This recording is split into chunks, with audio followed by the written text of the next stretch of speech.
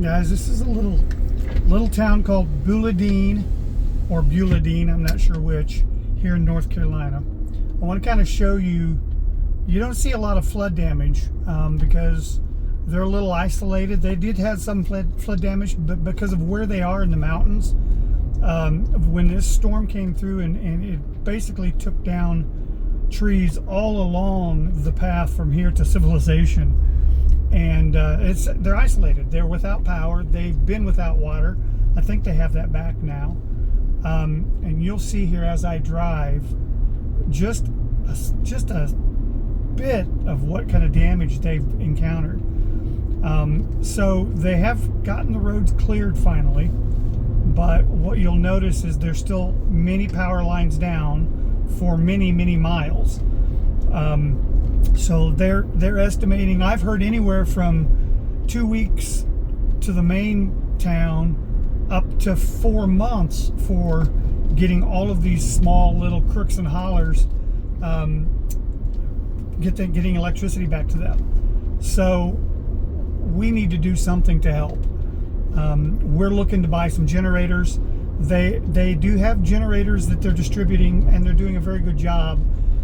They've got a really good infrastructure here, but they're really only distributing generators to people who have medical needs and have high priority. So what we're looking to do is get them enough generators so that they can start to get some of these people, get some power back in their homes.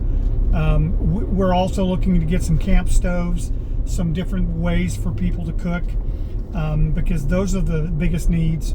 They have a lot of water. They've gotten a lot of water flown in by Chinook helicopter, so that's been good.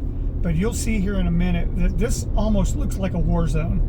These trees, there's so many trees down, just one after another along this highway. And this highway takes me, I'm in North Carolina right now. This is going to basically take me up and over the mountain, and I'll cross back into Tennessee. I came down here from Elizabethton, which is where we live, because I felt like I wanted to check it out to see what the needs really were before we started to actually, ask for some money, ask for some help. So this is what we're looking at. I'm going to shut up here and just kind of let you see, as we move along here, the destruction and the amount of trees that are down. It does look like the tree crews, the road crews have come through and have at least cleared the road. This road that I'm on right now was closed yesterday. Couldn't cross the mountain, but they've been working probably day in and day out just to get these trees cut and cleared off the road. You can see right now I'm driving over power lines. They're still across the road in many places here. And again, in some cases, there's every foot of the road has got trees that have been across it, that have been trimmed and cut and cleared. So just kind of watch this and see.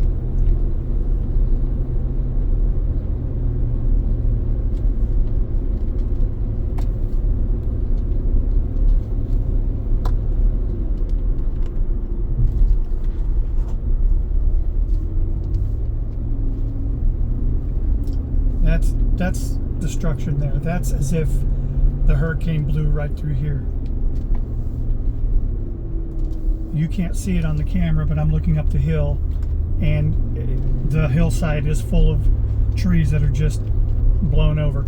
We did have a lot of rain here over the last 4 days before the storm came through, and I believe that actually softened up the soil so much that many of these trees just literally uprooted and fell over. They didn't necessarily snap, they just fell over. And you'll see a lot of that along this path.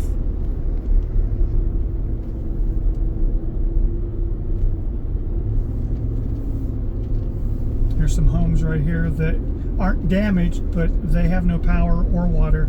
Now, unless they're on a well, they might have water, but they have no power to pump it. So again, we're still, there are people that have been displaced, people that have had to leave and live with family and friends outside of the area. Some of these homes are just abandoned. Here's a pretty bad area right through here.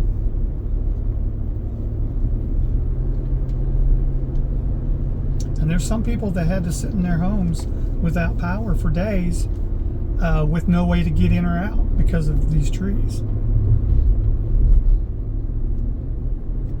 The power lines down here.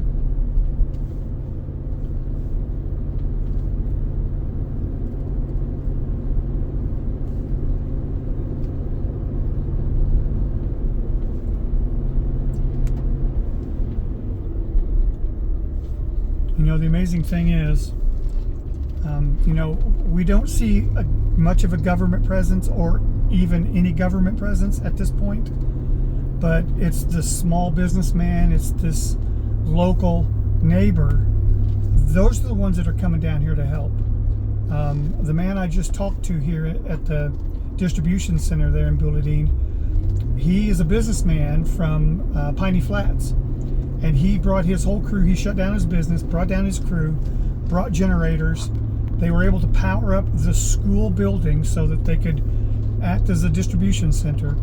And I'll attach a video here also of the distribution center. And they have a lot of water. They have a lot of diapers. They do need canned food. They do need things like that. So that's kind of what we're looking to buy. Buying food for people that they can cook. Again, I said they have a lot of diapers, they have a lot of infant food, they have a lot of water. Sorry, getting a little bit tight here.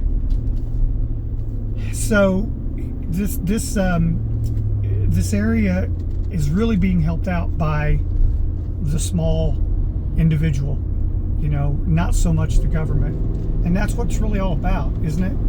It's people helping people, not relying on the government to help us. Government's too big. Government is not efficient. They can't do the things that we can do as the individual. So this businessman, you see the crews here getting ready to get out there and clear some of these side roads. There are quite a few side roads here that people live up in these hollers that are stranded. They can't get out. People can't get in. And I actually just overheard he was a government official, but he was talking about what they need to do to make sure the areas are clear for fire trucks. Because one thing we have noticed is that there are some people that are getting electricity on, but they've got some damage, or if they're not getting electricity, if they're using generators, they may have some damage, and their houses are catching on fire. And the problem is that these fire trucks can't get to them because there's trees up on, you know, down across all these roads. So that's what they're working on right now. They've got the main road cleared. You can see I've just crossed over the North Carolina line. I'm in Tennessee right now, headed back down the mountain. It's a little less damage over here. I think it's because we were on the back side of the mountain and maybe the wind wasn't blowing as strongly as it was up near the top and on the other side. So it's pretty clear from here on out. But you'll see that there's still side roads that have trees across them. Well, you won't see it because I don't have my camera on that, but that's a big problem right now, and I think that's something they're focusing on, getting those areas clear. Those will be the last areas also to probably get electricity. So, you know, this is something we want to try to help. We know there's many of these people are elderly people that are out in some of these smaller side branches, side roads.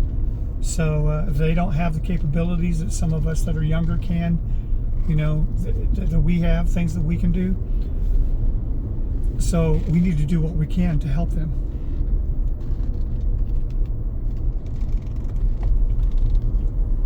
All right, I'm going to stop the video now. I'll start up again if I encounter something else I need to share.